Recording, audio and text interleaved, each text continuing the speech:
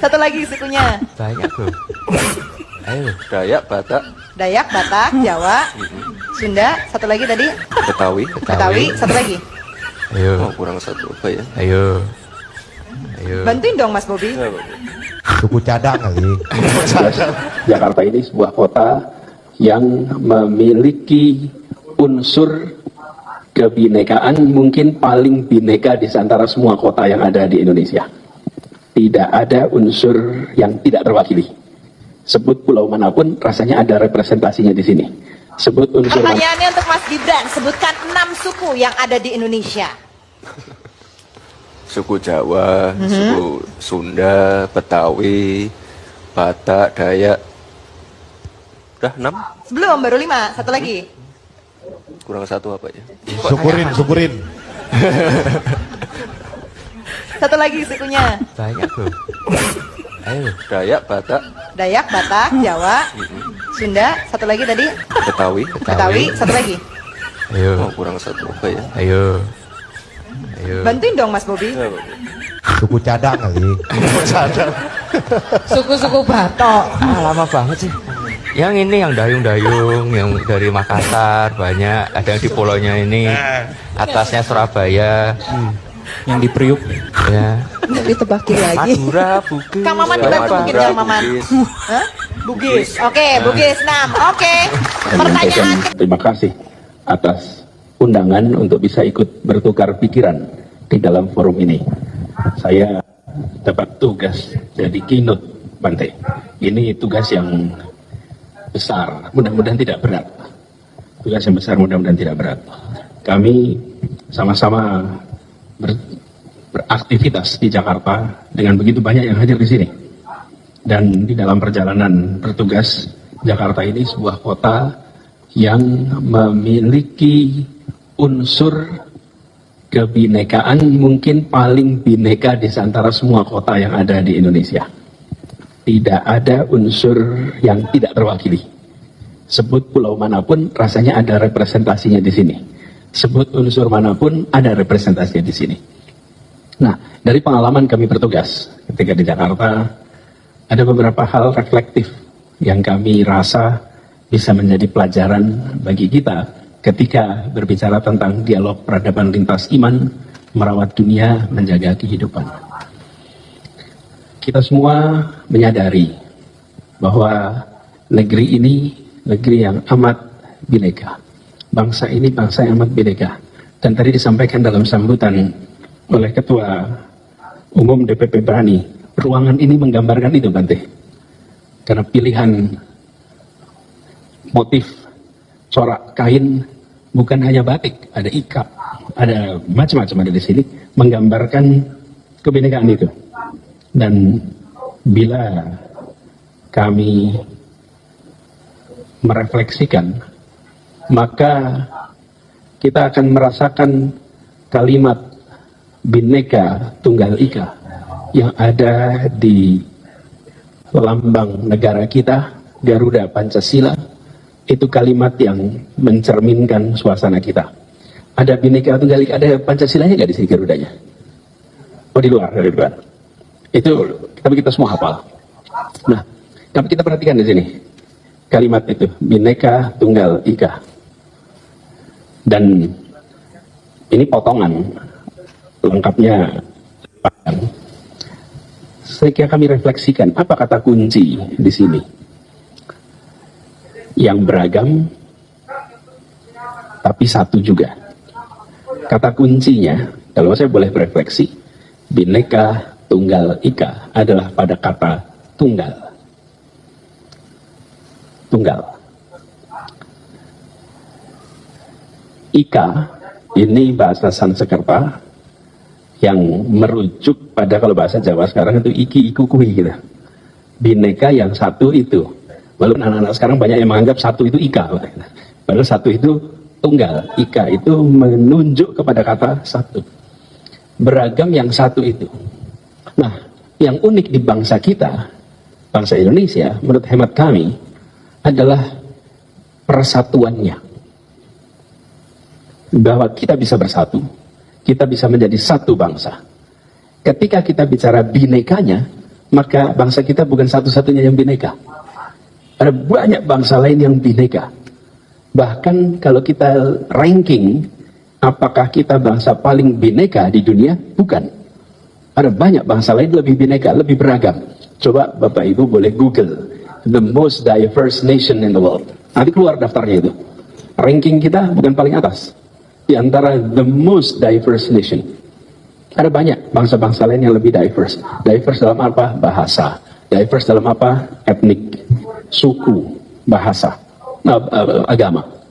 Nah, tetapi yang berbeda bangsa kita dibanding yang lain-lain, di Indonesia ada yang namanya persatuan. Bahkan kalau boleh saya sampaikan, Indonesia ini, bangsa kita ini persatuannya sudah seperti persenyawaan, bukan sekedar percampuran. Apa bedanya persenyawaan dengan percampuran? Ini yang ngambil IPA. IPA, kita belajar ini kan SMP juga udah belajar ya, nggak harus SMA. Persenyawaan itu adalah bercampurnya unsur-unsur yang membentuk unsur baru yang berbeda dengan unsur pembentuknya. Tapi unsur pembentuknya ada di dalamnya. Kalau percampuran, dia memang menyatu tapi tidak membentuk unsur baru, tidak membentuk entitas baru. Paling mudah sebagai contoh, Bapak Ibu semua tahu air itu rumus kimianya apa? Apa air itu? H2O. H2O itu rumus kimia air. Dari mana itu? Dari hidrogen dan oksigen. Bersenyawa membentuk H2O. Pertanyaannya, apakah air itu oksigen? Bukan. Apakah air itu hidrogen? Bukan. Tapi dalam air ada oksigen dan dalam air ada hidrogen. Itulah persenyawaan.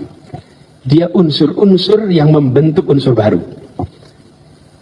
Indonesia memiliki keberagaman yang luar biasa. Dan ketika keberagaman ini bersenyawa, dia membentuk entitas baru bernama Indonesia. Apakah Indonesia Jawa? Bukan. Apakah Indonesia Batak? Bukan. Apakah Indonesia Manado? Bukan. Apakah Indonesia Timor? Bukan.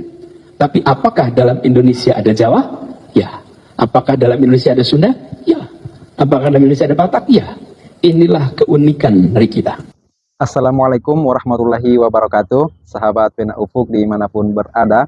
Tadi kita di awal sudah mendengarkan, ini sebenarnya ya video lama tapi viral kembali di X dan juga mengundang banyak komentar karena jawaban itu yang ditunjukkan Gibran malah di depan Bobby dan juga Kaisang itu menunjukkan kapasitas intelektual seseorang. Dan itu melambangkan sejauh mana punya horizon literasi, apakah dia pencinta buku, pembaca yang hebat. Nah ternyata dengan pertanyaan sederhana seperti itu Gibran saja tidak mampu, sehingga ada komentar ini sekelas Gibran saja, sekelas anak SD saja bisa menjawab sebutkan 6 suku di Indonesia. Dari sekian banyak itu pun hanya 5 bisa disebutkan dan mikirnya kayak berat, panjang banget begitu. Sampai diberikan bocoran yang satu terakhir Bugis ya, daerah asal Perahu Pinisi.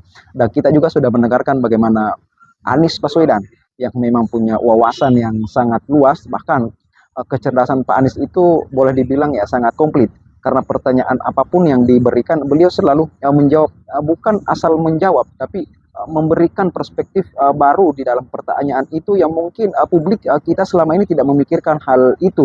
Serumit apapun pertanyaan yang diberikan Pak Anies selalu menghadirkan ya. Beliau selalu mampu memetakan satu persoalan, kerumitan, mendeteksi di mana titik-titik persoalannya, kemudian dari mana celah, menemukan celah di mana pintu masuk untuk menghadirkan solusi yang terbaik, bahkan di level tidak hanya di level masyarakat berbangsa, bahkan di dunia internasional. Pak Anies ini sudah diakui di mana-mana.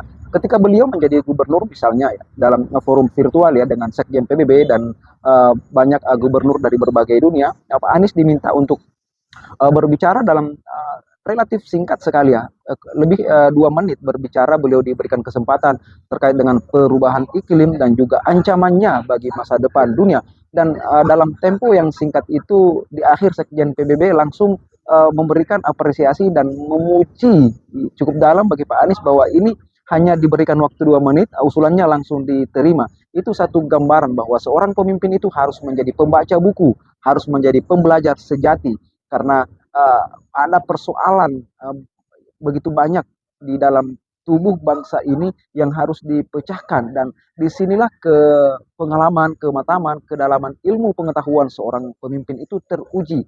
Nah, kalau misalnya baru menyebutkan 6 suku di Indonesia ini, belum bisa juga belum agak pusing dan tidak mengetahui, tidak bisa menjawab itu, maka itu menandakan tingkat literasi yang sangat rendah.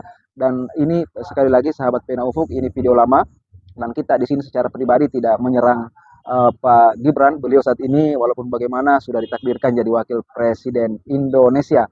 Nah, tentu pesan baiknya bahwa menjadi pejabat publik, apalagi sekelas presiden, wakil presiden, harus berwawasan luas, harus banyak membaca tema-tema berat sekalipun. Karena tidak hanya masa lalu, baru-baru ini kan setelah 3 bulan lebih dilantik, Gibran memang beberapa kali membuat kontroversi, termasuk pidatonya yang menyebutkan kata para-para. Itu kan penggunaan tata bahasa Indonesia yang amburadul, yang salah. Nah, itu juga sempat viral dan banyak mendapat respon dari netizen Indonesia. Sekali lagi kita tidak membenci Pak Gibran, tapi pesan positifnya bahwa menjadi pejabat publik dimanapun itu harus menjadi pembaca, pembelajar sejati, karena kebijakannya tidak hanya untuk dirinya, keluarganya, tapi untuk seluruh rakyat. Nah, ketika salah membuat kebijakan, maka seluruh rakyat akan menjadi korban. Tapi ketika dia membuat kebijakan yang tepat, maka seluruh masyarakat Indonesia akan terselamatkan di situ ya. Jadi di situ titik poinnya. Sekian, terima kasih.